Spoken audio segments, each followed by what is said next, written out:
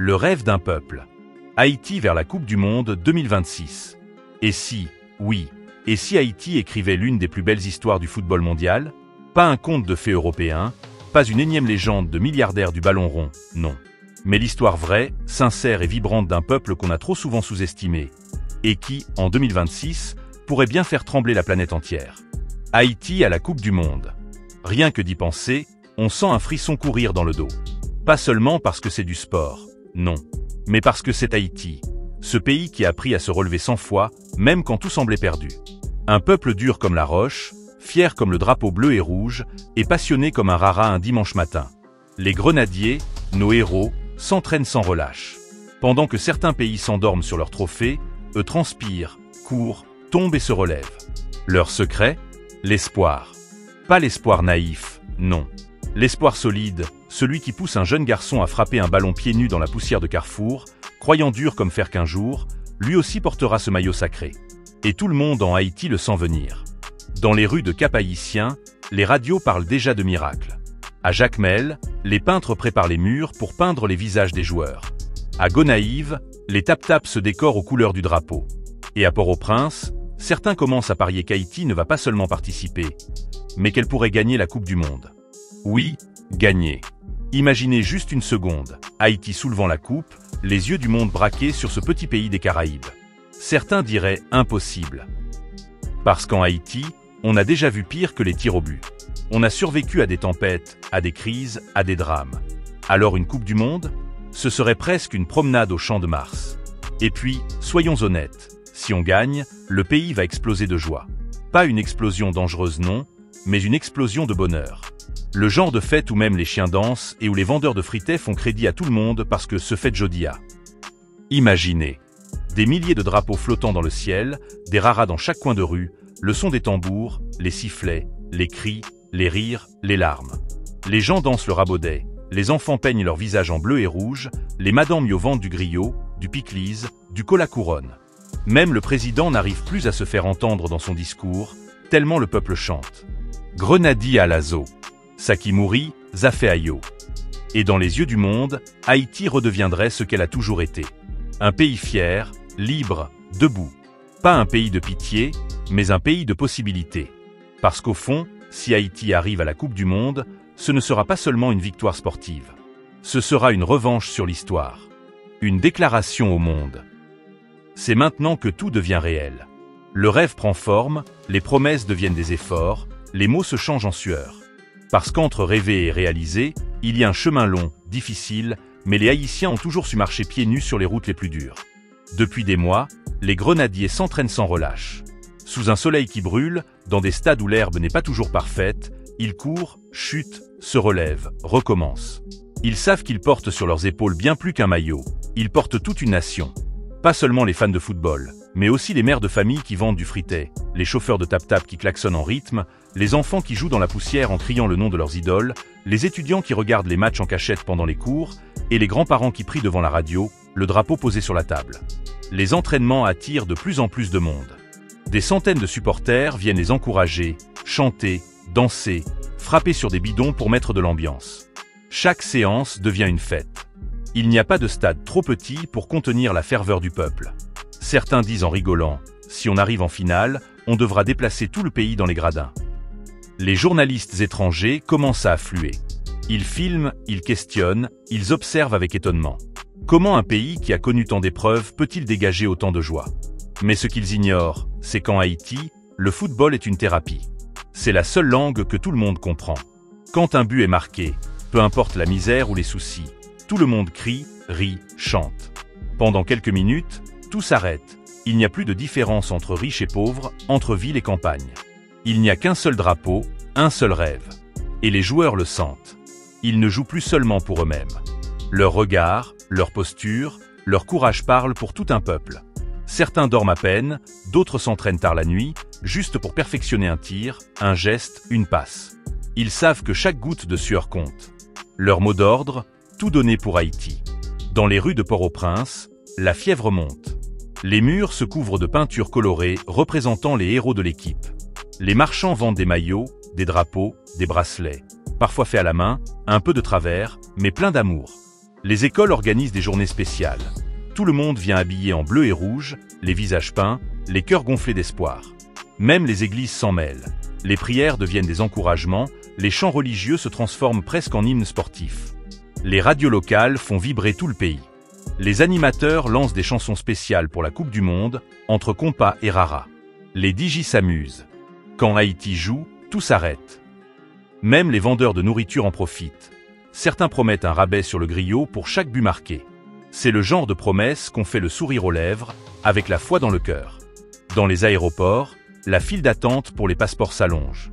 Les Haïtiens de partout dans le monde, Montréal, New York, Paris, Santiago, veulent être là, dans les gradins, pour chanter l'hymne national. Cette Coupe du Monde ne sera pas seulement une compétition, mais une renaissance. Une preuve que rien n'est trop grand pour un peuple qui croit. Et plus la date approche, plus la tension devient belle. Les journaux internationaux commencent à parler d'Haïti comme d'un outsider dangereux, imprévisible. Les commentateurs hésitent à le dire, mais dans le ton de leur voix, on sent une pointe de respect. Quelque chose se prépare. Un souffle, un feu, une foi. Dans tout le pays, une seule phrase revient sans cesse. Cette fois, c'est peut-être la bonne. Alors les tambours résonnent. Les visages s'illuminent. Les cœurs battent à l'unisson. Et dans les yeux du peuple haïtien, on lit une seule promesse. Haïti n'a jamais cessé d'y croire. Et voilà. Le grand jour est enfin arrivé. La Coupe du Monde 2026 débute, et cette fois, Haïti ne regarde pas depuis son salon. Haïti est sur le terrain.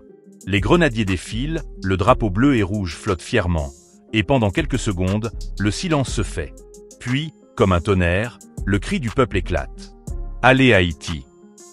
Dans chaque foyer, dans chaque rue, dans chaque coin du pays, on retient son souffle. Les enfants se rassemblent autour des télévisions, les familles s'assoient sur des chaises en plastique, les voisins installent des draps blancs pour projeter le match sur les murs. Les plus anciens essuient une larme en murmurant. On l'a rêvé toute notre vie. Le premier match commence. Et dès les premières minutes, on sent quelque chose d'incroyable. Les joueurs haïtiens ne sont pas venus pour observer, mais pour se battre. Ils courent, ils s'encouragent, ils se battent sur chaque ballon avec une passion féroce. Et quand le premier but tombe, un tir splendide en pleine lucarne, c'est tout un pays qui explose. Des cris, des rires, des chants. Les klaxons envahissent les rues, les casseroles deviennent des tambours, les voisins se prennent dans les bras. Même ceux qui ne s'étaient jamais parlé dans le quartier se tombent dans les bras, riant comme des enfants. Les téléphones s'enflamment, les vidéos circulent sur les réseaux. Haïti vient de marquer son premier but en Coupe du Monde 2026. Et contre toute attente, Haïti continue. Un deuxième match, une victoire. Puis une autre. Le monde entier commence à se demander, mais qui sont ces joueurs venus des Caraïbes qui font trembler les grandes nations? Les commentateurs sportifs parlent de miracle, de destin, de fierté.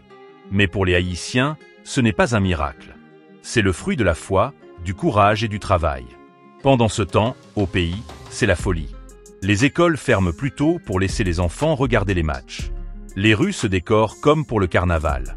Des drapeaux pendent au balcon, des banderoles traversent les avenues, les radios ne diffusent plus que des chansons de victoire. Le soir, tout le monde danse, du compas, du rara, du rabaudet, personne ne veut dormir. Même les coupures de courant ne découragent personne. Certains regardent les matchs sur des téléphones branchés sur des batteries de secours, d'autres allument des bougies autour d'une radio. Peu importe les moyens.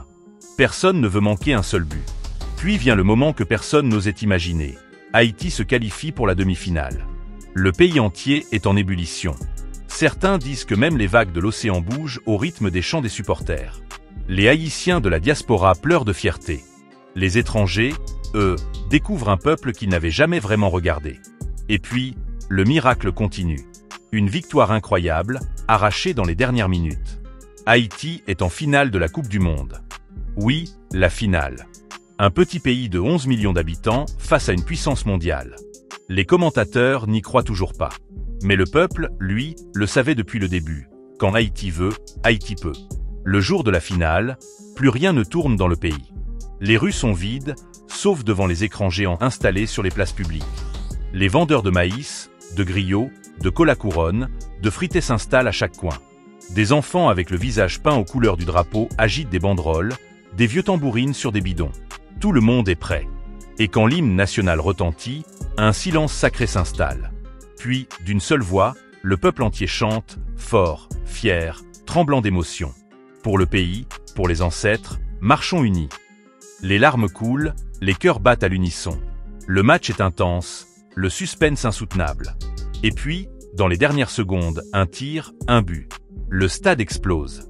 Haïti vient de gagner la Coupe du Monde. Le monde entier s'arrête.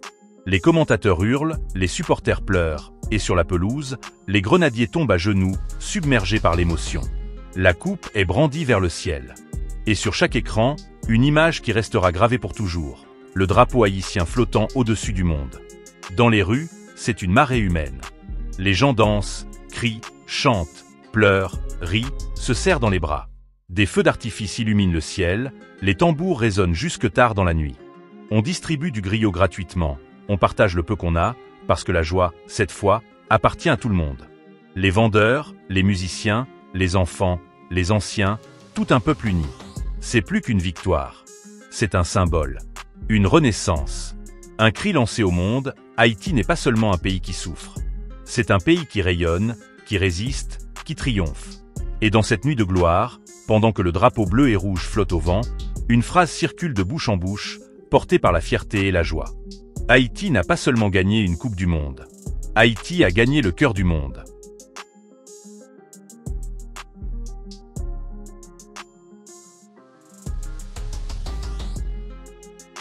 Et voilà, on arrive déjà à la fin de cette vidéo. Si tu es encore là, c'est que tu fais partie des vrais, ceux qui vont jusqu'au bout, et franchement, merci du fond du cœur pour ton soutien. J'espère que tu as passé un bon moment, que tu as appris quelque chose, ou simplement que cette vidéo t'a fait voyager, réfléchir ou sourire. Parce qu'au fond, c'est pour ça qu'on fait tout ça, pour partager des émotions, des histoires, et créer un petit lien entre toi et moi. Si t'as aimé ce que t'as vu, n'oublie pas d'aimer la vidéo, de t'abonner si ce n'est pas encore fait, et surtout d'activer la cloche pour ne rien rater des prochaines vidéos. Ton petit clic, ton commentaire, ou même ton partage, ça peut sembler rien. Mais pour moi, c'est énorme. C'est ce qui me donne la force de continuer, de faire mieux, et de toujours te proposer du contenu sincère et de qualité. Dis-moi en commentaire ce que t'en as pensé, ce que tu aimerais voir dans les prochaines vidéos, ou simplement un petit mot d'encouragement. Je lis absolument tout. Et surtout, garde toujours en tête que chaque jour est une nouvelle chance de faire mieux que la veille. Peu importe les obstacles, avance avec ton cœur, ta passion et ta détermination. Merci encore pour ton temps, ton énergie et ta fidélité. À très bientôt pour une nouvelle vidéo. Et d'ici là, prends soin de toi, reste motivé, et surtout, n'oublie jamais d'y croire.